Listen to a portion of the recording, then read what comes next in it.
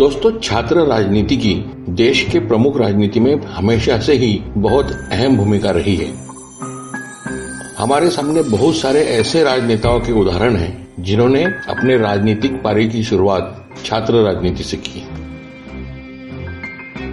गली मोहल्ला हो, गांव के सरपंच का चुनाव हो, छात्र राजनीति हो या देश की प्रमुख राजनीति, राजनीति होती है।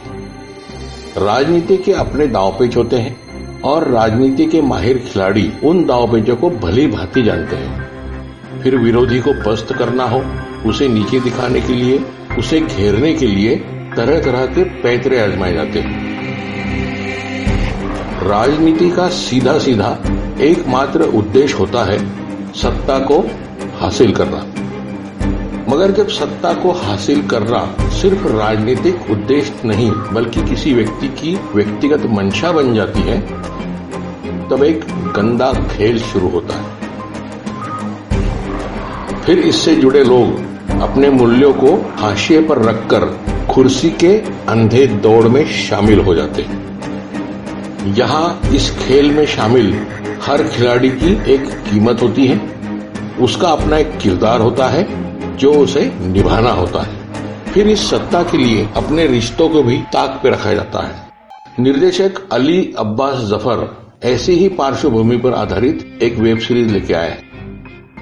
इसमें एक ओर छात्र राजनीति है तो दूसरी ओर देश की राजनीति। मगर समस्या ये है कि एक अच्छे खासे प्लॉट को सनसनीखेज बनाने के लिए इसमें स्टूडेंट पॉलिटिक्स, यूनिवर्सिटी कैंपस, उसके अंदर के भेदभाव, जातिवाद, पूंजीवाद, फांसीवाद से आजादी, राजद्रोह कानून का इस्तेमाल, राजनीतिक साजिशें, किसान आंदोलन, ऐसे करंट मुद्दों के साथ साथ विवाह बाह्य संबंधों का भी ओछा सहारा लिया गया।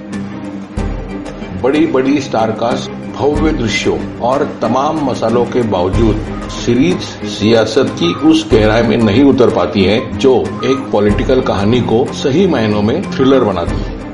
तांडव एक सतही पॉलिटिकल थ्रिलर वेब सीरीज है। राजनीतिक घटनाक्रम में सदियों पुराने पैतरे ही आजमाए गए हैं जिन्हें हम इससे पहले दर्जनों बार देख चुके हैं।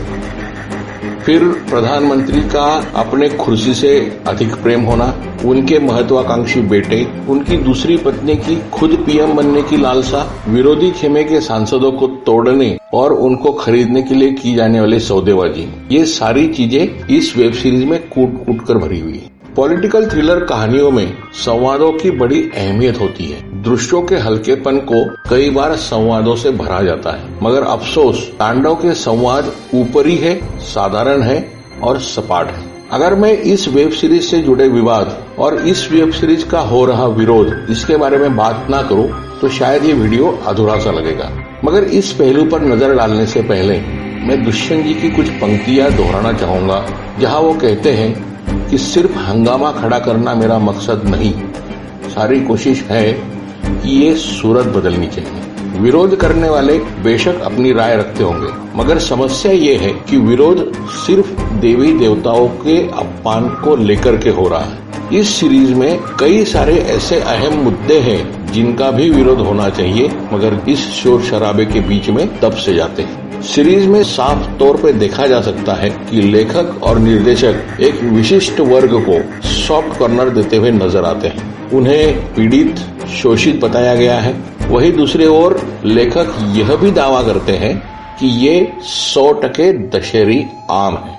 यहाँ पे आजादी आजादी के लगने वाले नारों के बीच टुकड़े टुकड़े गैंग का सच बताने से लेखक और निर्देशक टाल जाते हैं। पता नहीं क्यों, मगर इस वेब सीरीज में दर्शाए गए लगभग सभी महिला पात्र और उनका चरित्र बेहद ही भद्दे तरीके से दिखाया गया है। इस वेब सीरीज की सभी महिलाओं का किसी न किसी गैर मर्द के साथ में संबंध दिखाया गया है। ये वो कुछ मुद्दे हैं जिनका भी विरोध होना लाजमी है, मगर शोर शराबे के बीच में ये दब से जाते हैं। इस पूरे वेब सीरीज में अगर सुकून की कोई बात है तो वो है सुनील ग्रोवर का अभिनय। उन्होंने अपनी इमेज बदलते हुए बेहद ही संजीदा तरीके से अपने किरदार को निभाया है। कुल मिलाकर तांडव एक पॉलिटिकल थ्रिलर के रूप में कुछ नया पेश करने में विफल रहती है, जिसे शायद हो रहे इस विरोध प्रदर्शन से फायदा ही मिलता दिखाई दे रहा है।